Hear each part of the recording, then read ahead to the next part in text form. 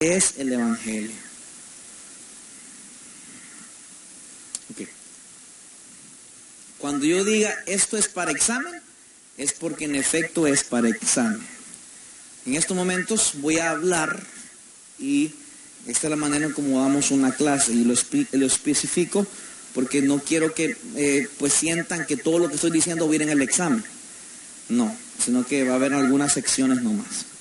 ¿Qué queremos decir con la palabra evangelio? Responder a esta pregunta no es tan fácil, es complejo. Es más complejo de lo que pensamos. La Biblia enseña una amplitud de cosas y puede argumentarse que todo el cimiento de la Biblia está basada en el Evangelio.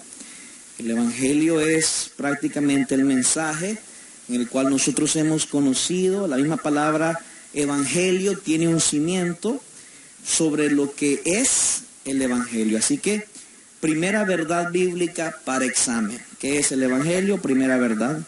El Evangelio es buenas noticias, no buenos consejos. Primera pregunta para examen. ¿Qué es el Evangelio? 1.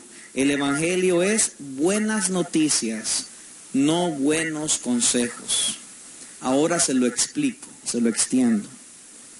El Evangelio no es primeramente una forma de vida. No es algo que hacemos, sino algo que se hizo por nosotros. Y a lo que nosotros respondemos. ¿Ya? Hermanos, pueden interrumpirme en cualquier momento, levantar la mano y decir, pastor, ¿puede repetir eso? No tenga, estamos en clase. Amén. Puede usted pedir que se repita. Voy a volver a decirlo. ¿Qué es el Evangelio? El Evangelio es buenas noticias, no buenos consejos. El Evangelio no es primeramente una forma de vida. No es algo que hacemos, sino algo que se hizo por nosotros y a lo que debemos responder. En la traducción griega del Antiguo Testamento, la Septuaginta, la palabra evangelisium significa proclamando las buenas noticias. Y aparece 23 veces. Como lo vemos en el libro de los Salmos, por ejemplo, Salmos capítulo 40, versículo 9. Cuando dice que en medio de la gran asamblea he dado a conocer tu justicia. El término se usa generalmente para declarar las noticias de algo que ha ocurrido a fin de rescatar y liberar a la gente del peligro. En el Nuevo Testamento, el grupo de la palabra evangelium es igual buenas noticias y aparece por lo menos 133 veces. Quiero dictarles unas palabras de un teólogo, pueden escuchar, no tienen que escribirlas, que se llama D.A. Carson. Él dice lo siguiente: porque el Evangelio son noticias, son buenas noticias, debe de ser anunciado. Es lo que hace con las noticias. El elemento heráldico esencial de la predicación está vinculada al hecho de que el mensaje central no es un código de ética que debe debatirse, y menos aún una lista de aforismos para admirarlos y meditarlos, y ciertamente no es una teología sistemática que deba delinearse y adecuarse, aunque adecuadamente conecta la ética, la cultura, los sistemas. En ninguno de esos tres, el Evangelio solamente es buenas noticias para que se anuncien públicamente. Entonces, aclarando esto, cuando nosotros decimos vamos a predicar el Evangelio, vamos a mostrar el Evangelio, no es que vamos a decirle a la gente sobre buenos consejos. Muchas veces en su dirección como capellán ustedes van a tener que enfrentarse, porque cuando usted es un capellán puede pasar de todo. Un problema matrimonial. Y le van a decir, ¿crees que nos aconseja? Usted no es consejero matrimonial. ¿No? Un problema económico de alguna persona. Mire, ¿usted cree que me ayuda a cómo salir de ese problema? Usted no es economista. El evangelio no son clases de matrimonio, ni clases de dinero, ni clases de moral, ni clases de ética. Lo invitan, fíjate que el hermano es capellán y allá está un muchacho con problemas de droga, llamémosle. No, usted no es de los narcóticos anónimos. Entonces, usted no está estudiando esta clase del evangelio para convertirse en un consejero, sino para entender que su trabajo es enseñar ¿qué cosa? El evangelio. Usted no lo complique. Usted no. Igual nuestro trabajo como pastor es el mismo. Es el mismo. Si yo, un ejemplo, como pastor me meto en algunos asuntos es por estudios también que Dios me ha permitido tener, pero si no los tuviera yo no me metiera. Yo no me meto nunca con finanzas con nadie porque, ¿me entiende? Yo para hacer negocios soy malo. La gente se viera a la quiebra conmigo en vez de ayudarlo. Entonces hay áreas que usted no puede meterse. Entonces en este caso estamos estudiando el evangelio. Entonces primera verdad de respuesta teológica, de respuesta para el examen, el evangelio ¿qué es? Buenas noticias, no buenos consejos. Eso le va a ahorrar muchos problemas. Porque muchas veces uno por andar metiendo la cuchara donde no han llamado, arma más lío que arreglar a la gente. Segunda verdad para examen.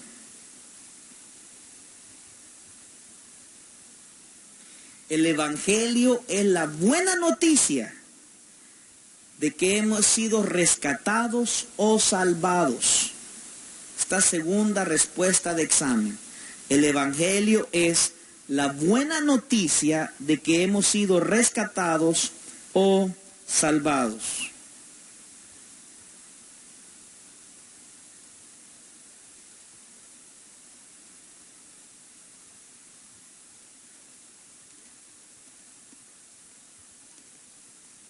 Repito, el evangelio es la buena noticia de que hemos sido rescatados o salvados.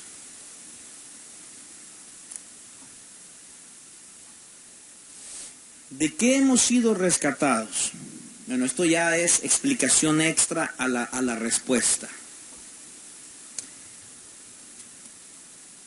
Hemos sido rescatados del peligro. Pero, ¿cómo sé que he sido rescatado del peligro si no conozco el peligro? Una mirada a las palabras del Evangelio del Nuevo Testamento nos muestra que somos rescatados del castigo venidero al final de la historia. Versículo para apoyar esta verdad, Primera de Tesalonicenses, capítulo 1, versículo 10. Hemos sido rescatados del castigo venidero al final de la historia. El respaldo está en Primera de Tesalonicenses, capítulo 1, versículo 10. Ahora, no tiene por qué escribir, se lo quiero explicar. No tiene por qué escribir. Si usted quiere escribir, hágalo, pero mi objetivo es explicarse. Este castigo no es una fuerza impersonal por cosas que hacemos mal. Hay gente que dice, y Dios te va a castigar, te va a mandar al infierno, ¿pero por qué? Porque le mintió al papá, porque hizo esto, porque lo... No. Es la ira de Dios. Es el castigo de Dios. Y en la ira de Dios no se escapa aquel que vivió en un cuarto toda su vida encerrado, sin salir a ningún lado y hacerle daño a nadie. En la ira de Dios vamos todos. Estamos alejados de nuestra comunión con Dios. Nuestra relación con Dios está quebrantada. Tal vez el problema es que muchas veces no entendemos qué significa esto. Miren, cuando Pablo identifica la ira de Dios como el gran problema de la condición humana, según lo explica él en el libro de Romanos, en el capítulo 1, casi todo el capítulo, específicamente del versículo 18 al 32, vemos cómo la ira de Dios tiene muchas ramificaciones. El texto que sirve de antecedentes para estos está en Génesis 3, del 17 al 19, cuando Dios da una maldición sobre el orden divino de lo creado y que ahora se convirtió en estado pecaminoso. Nosotros estamos bajo el objeto de la ira de Dios desde que nacemos. Desde nuestro interior hasta nuestro exterior.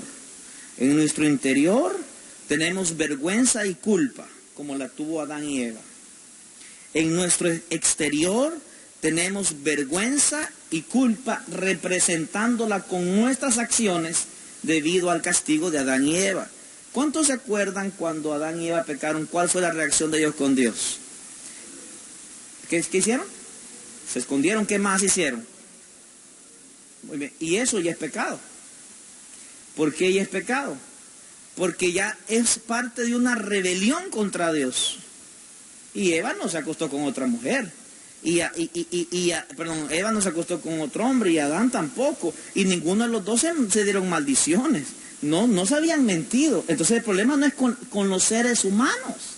El problema es ¿con quién? Con Dios. Entonces la raza humana no tiene un problema con el humano. La raza humana tiene un problema con Dios. Con Dios. Estamos alejados de Dios mismos en todo aspecto. Y eso es lo que nos llena de vergüenza. A partir de ese momento, el mundo está sin rescate. Y sin embargo, vemos que el mundo, por medio de la ciencia y por medio de la ficción, nos mete siempre la idea de un rescate, ¿no? Analice la película de Superman, la película de Batman, las películas donde hay superhéroes. ¿Qué quieren hacer los superhéroes? ¿Rescatar qué cosa? El mundo.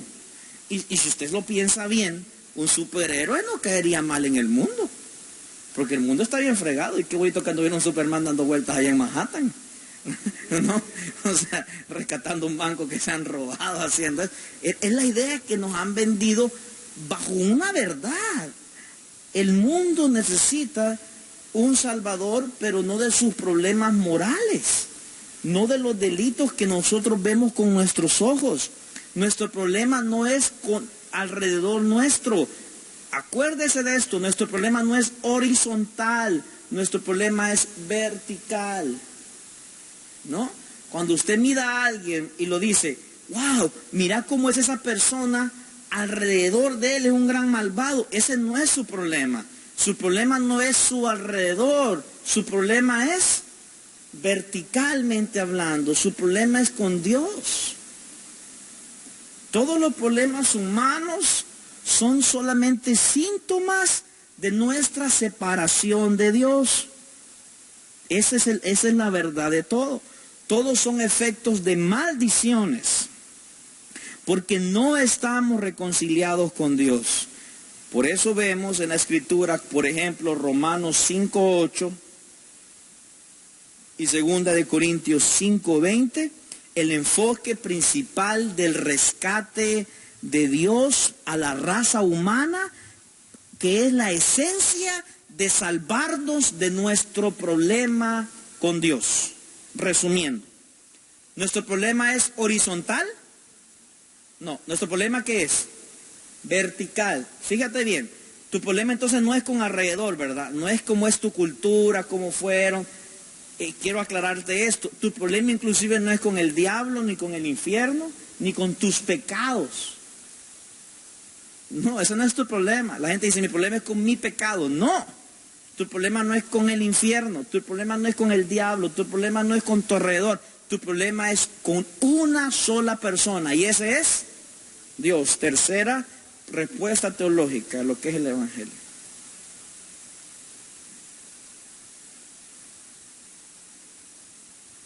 El Evangelio es la noticia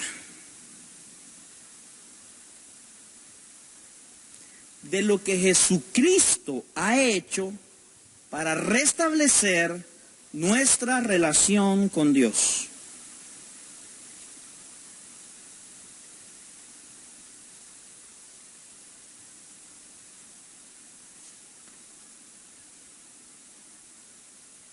El Evangelio es la noticia de lo que Jesucristo ha hecho para restablecer nuestra relación con Dios.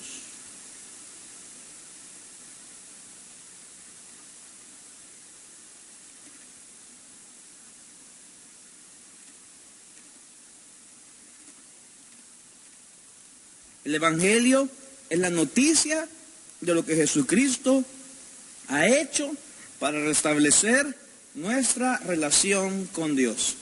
Vamos entendiendo qué es el Evangelio. Primera respuesta de examen. Segundo.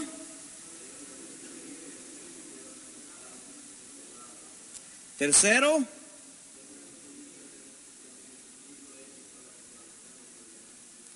¿Es la noticia de lo que el pastor puede hacer en el sermón? ¿Es la noticia de lo que la moral que me enseñen de caminar mejor? ¿Es la noticia que me regañen porque la hermana no usa pantalón? Usa falda y no pantalón. ¿Es la noticia para que el hombre se quite el bigote porque el bigote es del diablo? No. El problema no es con el bigote, el problema es con el hermano. Ese es paréntesis.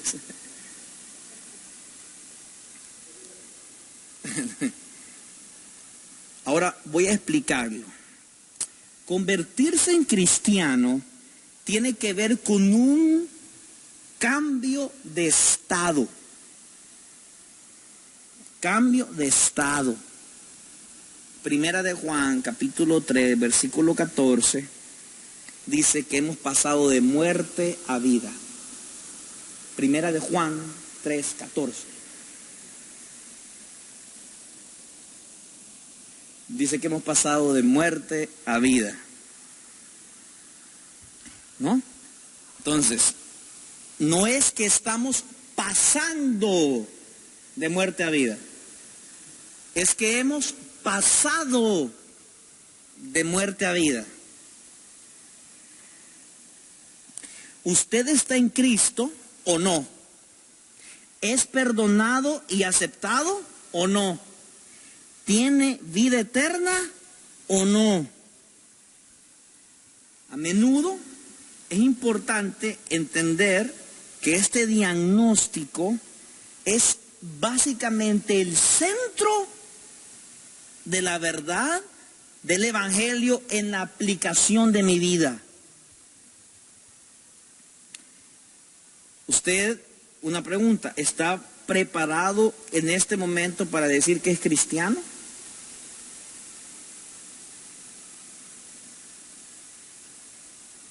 Alguien puede decir, no soy lo suficientemente bueno para responder a esa pregunta. Entonces póngame atención a lo que le voy a decir en estos momentos. Si usted todavía está pensando que usted no es suficientemente bueno para ser cristiano, eso suena muy humilde, pero es la mentira del diablo en la negación de la fe. ¿Por qué? Usted nunca será lo suficientemente bueno. Nunca nadie lo ha sido.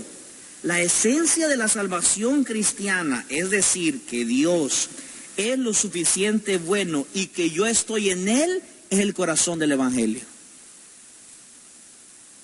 Hace un tiempo atrás recuerdo haber hecho un pequeño trabajo de todas las características malas de los discípulos. Un montón. Y qué bueno, porque todos tenemos características malas, ¿cierto? Entonces, en la humanidad, Él no está buscando buenos para salvar. Él nos está buscando a nosotros malos para salvarnos del infierno. Ese es el corazón del cristianismo. La esencia cristiana del cristianismo es que Dios es lo suficientemente bueno y que yo estoy en Él. Por esa razón, convertirse en cristiano significa un cambio de nuestra relación con Dios. ¿Se recuerda lo que le dije en el punto 2? Nuestro problema es ¿cómo? ¿Es horizontal o vertical? ¿Qué hace el Evangelio entonces? ¿Nos arregla cómo? Verticalmente. En efecto, así es. Dios salva a pecadores como resultado del mensaje del Evangelio, que es lo que Cristo Jesús hizo en la cruz. Tengo aquí las notas de un teólogo, su nombre es J. Parker, no tienen que escribir, se las digo. Dice así: el trino Dios Padre, Hijo y Espíritu, tres personas que trabajan unidas con sabiduría soberana, poder y amor para lograr la salvación de un pueblo escogido. El Padre que elige, el Hijo que cumple la voluntad del Padre al redimir, el Espíritu que ejecuta el propósito del Padre y del Hijo al renovar. Salva, hace todo de principio a fin, lo necesario para llevar al hombre de la muerte en el pecado a la vida en gloria. Planifica, lleva a cabo y comunica la redención. Fíjense, llama y sostiene, justifica, santifica y glorifica pecadores, hombres tal como Dios los encuentra, culpables, viles, desvalidos, imposibilitados, incapaces de levantar un dedo para cumplir la voluntad de Dios, ni mejorar su parte espiritual. ¿Quedó claro? Vamos a las 3 preguntas sobre lo que es el Evangelio. Primera, ¿cuál es la respuesta? Segunda. Tercera.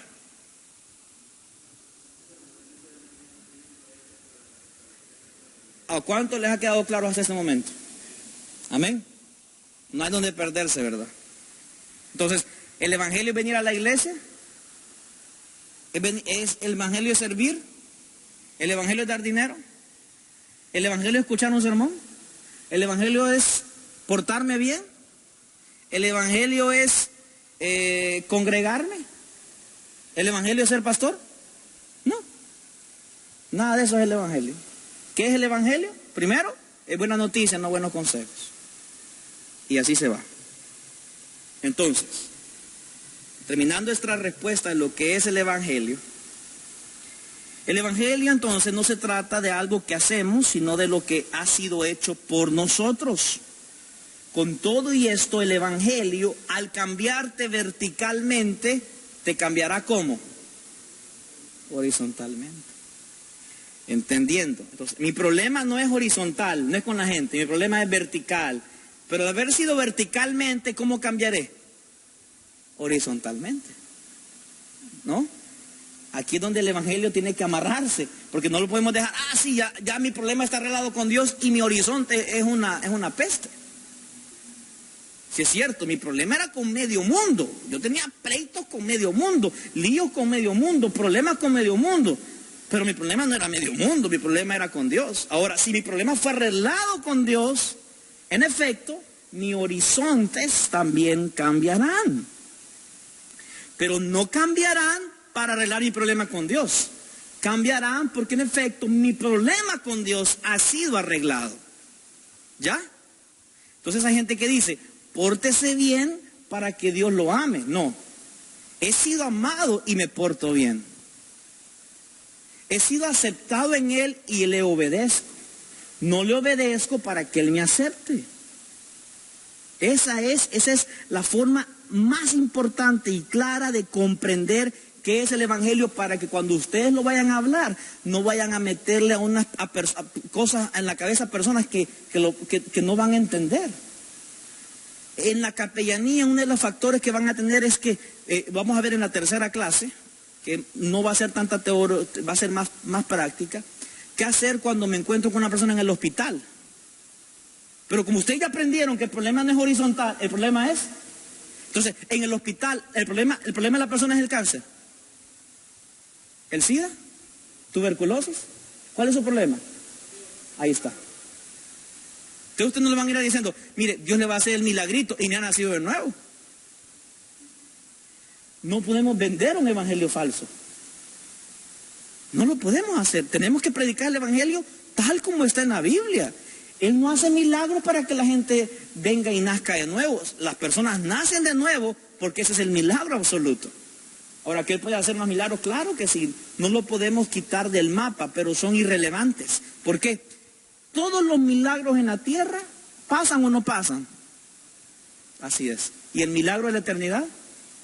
Pues la palabra lo tiene, ¿no? Es eterno. Esa es la diferencia enorme.